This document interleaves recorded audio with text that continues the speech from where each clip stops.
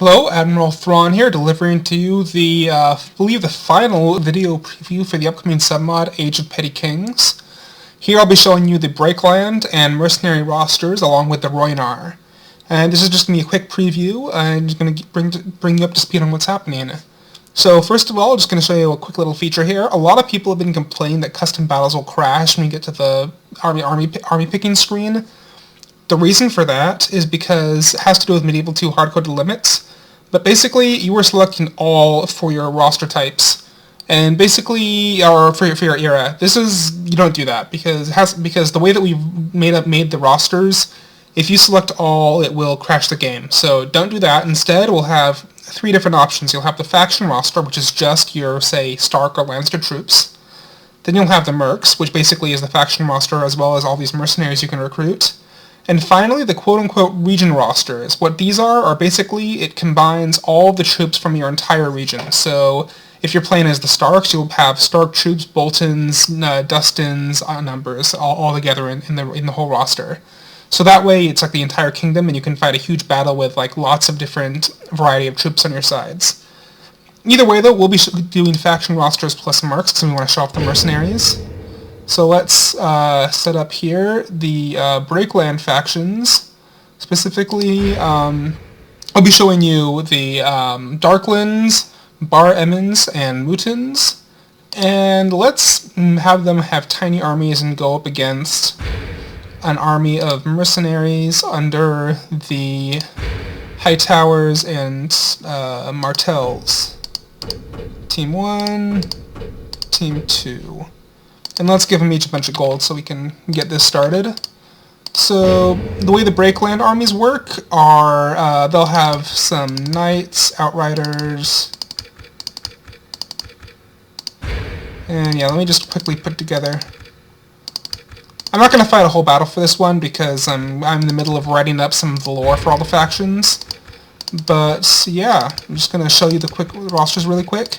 These are actually the first rosters that I made for 2.0, so we'll see how they turn out.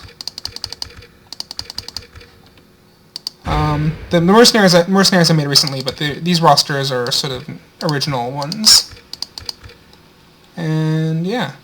So also, for those of you who are wondering what I've been up to and why I haven't been posting more updates, the reason for that has to do with the fact that I actually got a job this summer. It's pretty awesome. It is a job. It's working at a video game company called Seabright. We make these augmented reality headsets, kind of like Oculus Rift meets Google Glass.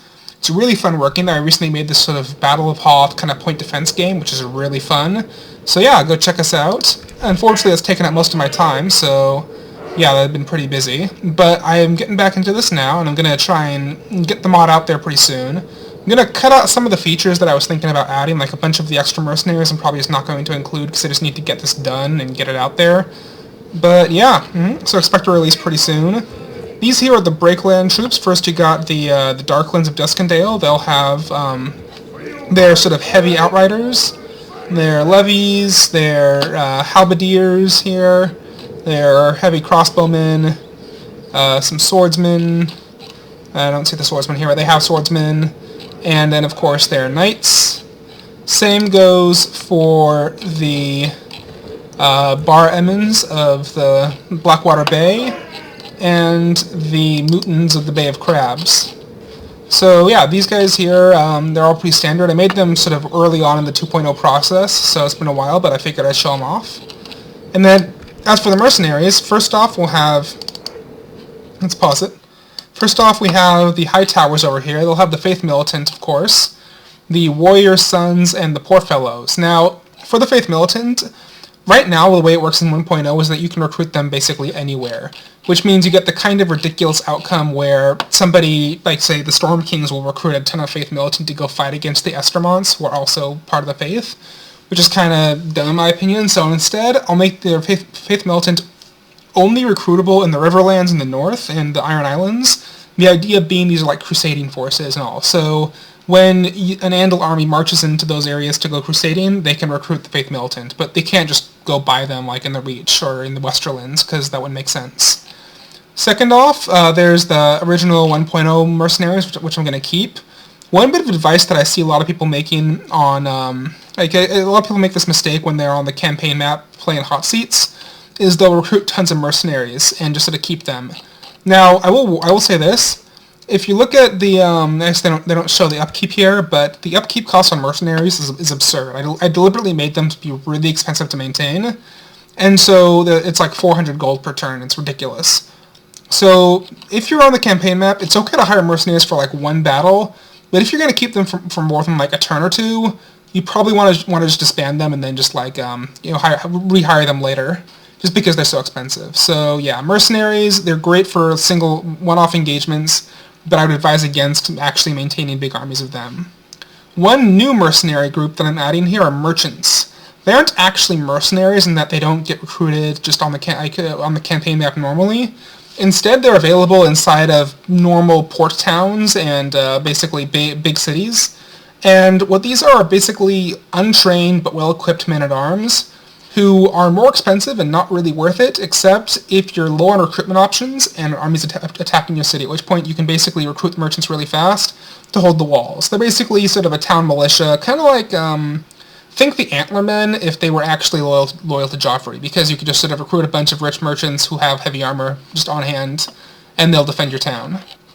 So yeah, that's it for the sort of the generic mercenaries. Then as for the Rhoynar, I just made these guys. They are these elite eastern units, loyal to Nymeria. They have just arrived in Dorne, and they are helping the Martells conquer the place. They'll have these big sort of oval shields with son of Nymeria's son, and also some Rhoynar turtles. And yeah, they're pretty good. They're very good. They'll have zero upkeep costs because they're basically loyal purely to the Martells, and they're basically pretty cheap to keep around. But you can never recruit more of them, because these are the last surviving Rhoynar. So if you want to fight a long-term war, you're going to have to conquer places and recruit there. But in the short term, you'll have a big army of Rhoynar to start with. Yeah, they'll have their heavy chainmail armor, and their big shields, and their lancers with these nice, nifty sort of two double-edged lances, heavy pikemen, heavy swordsmen, all in all, a really good army. So yeah, that is it for these new rosters. 2.0 will be coming out kind of soonish. I'm not going to make any promises because, like I said, I'm working full-time, like 9-hour days, because, you know, I'm salaried and they want us to work 9-hour days, which is fine. It's fun work. But yeah, it's coming along, and we'll be announcing a closed beta very soon. That's about it. Admiral Thrawn signing off after this charge.